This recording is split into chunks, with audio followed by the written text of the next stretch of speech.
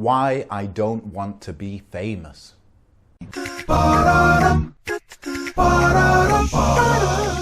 Assalamu alaikum wa rahmatullah. Dear Seerah Masters, people trying to master their Seerah, people trying to master the Muslim mindset, live life thinking the right way with the right worldview. I've spoken a few months ago, I put the video out there about, I think the video is called Why My Channel is Rubbish. And that's just purely about the whole concept of I don't have too many subscribers. I've been putting out videos for, I don't know, 2 years at this point, 1 year, I can't remember, but a long time and consistently as well. And look, we're here with 2,500-ish, just below that, subscribers, alhamdulillah, and I appreciate the consistent views from all of you. And what I said in that video basically was that I'm not doing anything controversial, or I'm not talking about other people, and so based on how YouTube works, I'm not really getting that many subscribers. Also, I don't tend to touch on current affairs too much, or anything that's really too like hot or trending or whatever. So that's probably another reason, and I'm cool with that. And also, just before I put that video out, I was thinking to myself how cool it is to work behind the scenes of something, you know, work on something without being the face of it, without being behind the camera and just, or in front of the camera, and just kind of contributing, inshallah, getting a reward for it, putting in a lot of work, knowing that you made something happen without anyone giving you recognition for it. And so based on that, I just wanted to give you, because it's very popular now to want to be a public personality, whether that is an influencer, you know, just on Instagram, for example, whether you want to be this business owner who's the face of his business and whatever, or whether you want to be a YouTuber, or you want to be a celebrity kind of sheikh that goes and speaks in different places, or you want to be a poet, or you want to be a nasheed singer. All these things are so popular, more and more so, right? And so we all know the benefits of that stuff, potentially, and it's something obviously that humans crave, is recognition, etc. But let's look at some of the downsides. So let's go into that now. So firstly, the obvious downside is that the good stuff that you do in public, well, firstly, you shouldn't do bad stuff in public. If you can control what you put out there, you're not supposed to put any sins or anything bad you do out there. You can show that you're not flawless, but real sins, you should edit that part out, right? Because obviously everyone sins, but you should edit that part out. It's not good to show your sins. So that means you're going to be mostly showing like neutral stuff or good stuff that you're doing. So the first downfall really of being famous is that so many of your good deeds are public. Now, what does that do? No doubt it's going to affect your intention.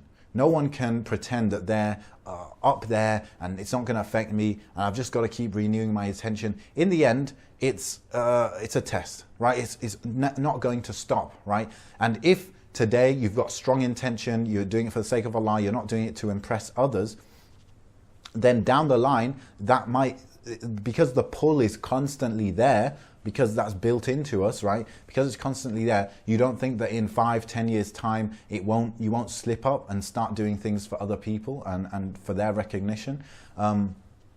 So no one can really pretend that kind of test will not go away.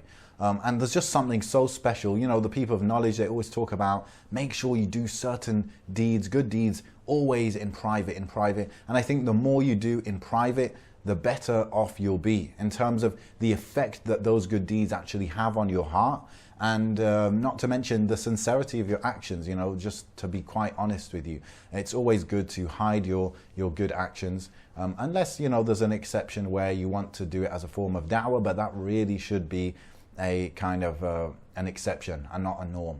So the first downfall, of course, is that so many of your good actions are out there publicly, and that's going to affect your intention, and it's going to actually make you crave, you become addicted to people's recognition and people keep valuing you and saying, oh, you're amazing, which can cause your ego to inflate, okay? Number two is that your ego will inflate. you'll start to think of yourself as someone important. Because so many people, when you become famous, so many people are looking up to you. They're sending you comments, messages, emails, telling you how amazing you are and how much you've affected them. There is no doubt that, again, that is a strain on your perseverance and your resilience.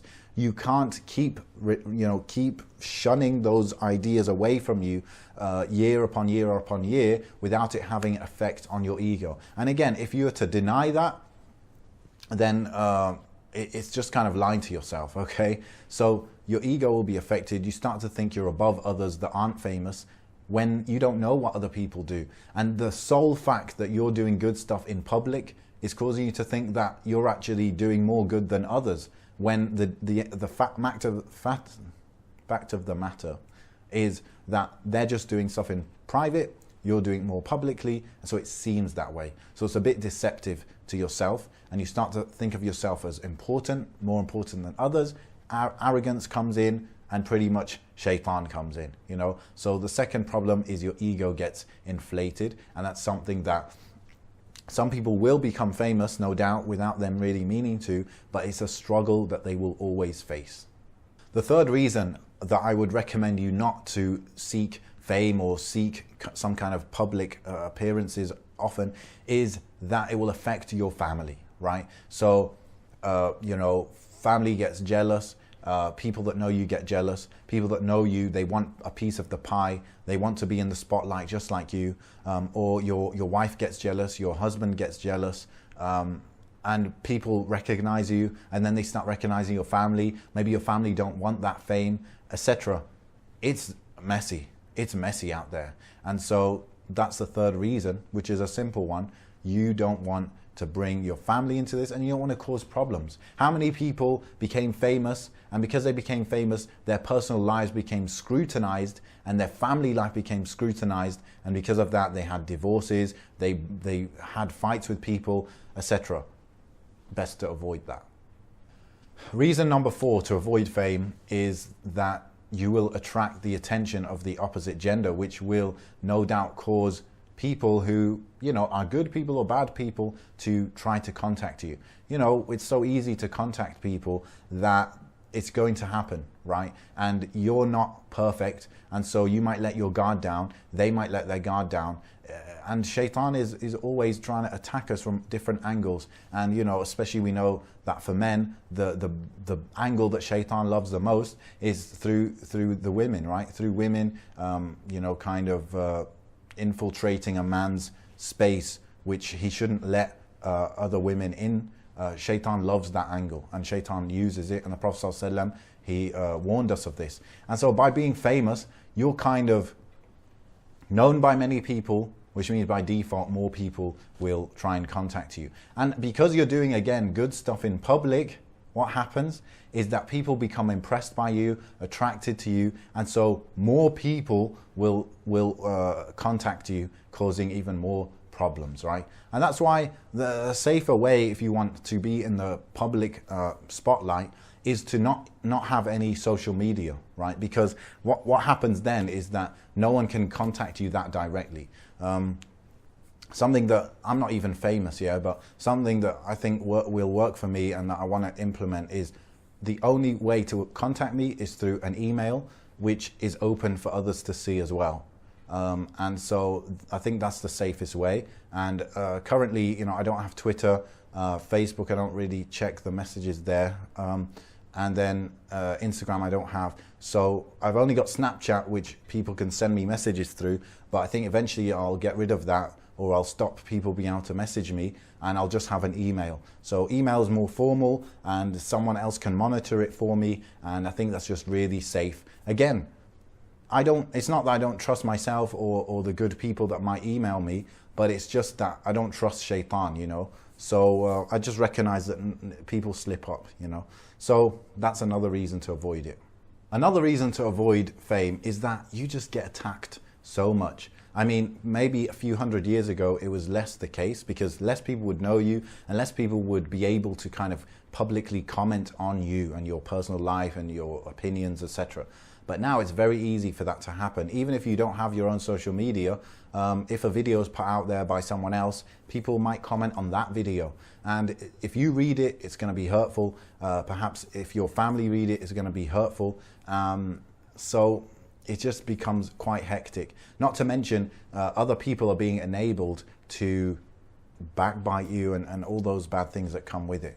So again, firstly, you don't want to encourage people or allow people to be talking about you per se. And secondly, you only want to take feedback from qualified people. So average people in the comments, they might not be filtering what they're saying. They might not be thinking about it. They might not be of a decent academic or intellectual, level to actually give you good feedback, whether it's positive or negative. And so you don't even want their opinions anyway. What's better is to have people that you respect and look up to, people like mentors that you respect, and they can give you real feedback that you can actually trust, rather than the average people guiding you the way that they think you should be. Another reason to avoid fame is money, right? Because when you have a lot of attention on you, when you're famous, you have a lot of attention. That attention is worth money, right? Because, for example, as an advertiser, what do you pay for? You're paying for attention.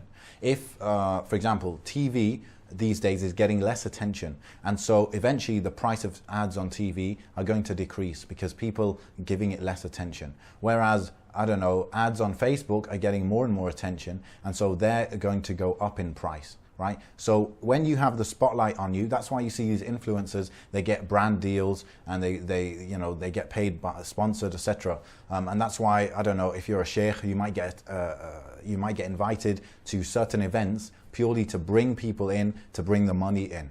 So the fitna of money, making money for other people, mixing your kind of personal thing, whether it's a hobby, whether it's da'wah, whatever you're doing in a public and become famous for, turning that into this money-making thing where you might not always want to do that, right? And so that becomes another test for you. So as you can see, I think I'll wrap it up with that. There are many reasons, that you can see that it's best to avoid being in the public eye and being famous. But as you can see, there are so many tests out there for people that are famous. Tests from the opposite gender approaching them, tests from their sincerity levels, tests from money being involved, tests from people attacking you and criticizing you always, who might not even be qualified people to be criticizing you. All these things are tests, right? And if you're living your life for 5, 10, 20 years with the tests from every angle, is it possible you're not going to slip up? It's very unlikely that you're not going to slip up. And so that's why I just really like the idea of keeping things very kind of normal. Like Seerah Masters, look at me. Yeah? I try not to keep it fancy. I've got lighting here just to make it kind of the standard level of production quality. I've got a good mic so you can hear me, and I try not to do anything too fancy. I don't do clickbait, and I think that is some of the channels that I see putting out good stuff that aren't famous per se. That's what they do. They don't seek people to follow them. They just put the videos out there. If people watch, they watch. If they don't, they don't watch. And that's why I quite like that for Seerah Masters.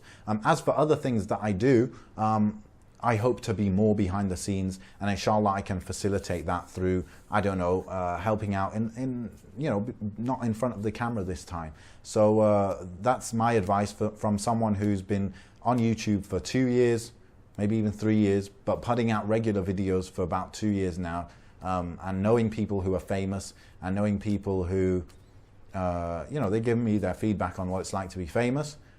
This is my advice to you, and I hope you'll follow it and don't get deluded by the promise of being famous and everything that comes with it. It's a big test for you. You'll most likely regret it. And I believe Imam Shafi'i, it was him who said on his deathbed that I wish nobody knew that it was me that wrote all those books and taught all those students. I wish my name was erased from history so that his intention would be cleaner, and so he wouldn't get famous, he wouldn't be famous, and so there would be no tests there. He just did good. No one knew who he was, so it was impossible for him to be seeking their approval or anything. And then he died, and inshallah the reward is there. Inshallah the reward is still there for him, but it's something to think about, it's something to avoid. I could have gone into examples of the companions and the tabi'een and how they avoided fame, but I try to stay in my lane in what I know. Honestly, I would have to like look that up because I don't have any quotes on the top of my head, and so I try and keep it real and practical, and these are very practical reasons to avoid fame. So I hope this affected you.